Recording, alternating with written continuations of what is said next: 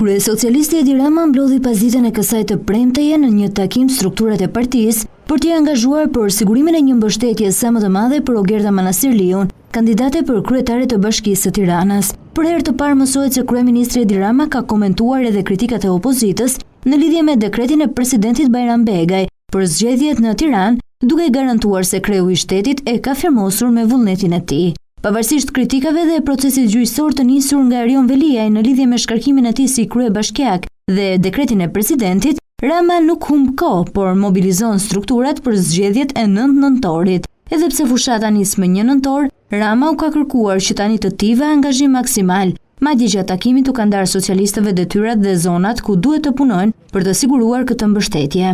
Në total janë angazhuar 33 deputet, ministra ish deputet për fushatën në të gjitha njësitë e Tiranës. Reportove mëson se ministri Toni Gogu do të mbulojë zonën e Ndroqit, ndërsa Fatmir Xhafaj njësinë administrative numër 10.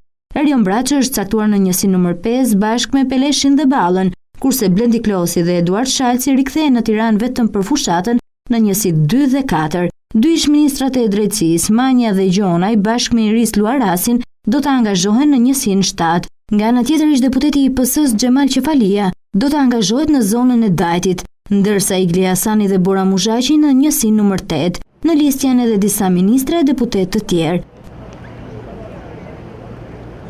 Pasi ndau detyrat, Rama e vijoi për disa minuta takimin vetëm me kandidaten për kryebashkiake Ogerta Manastirliun dhe drejtuesen politike të Tiranës Belinda Ballukun.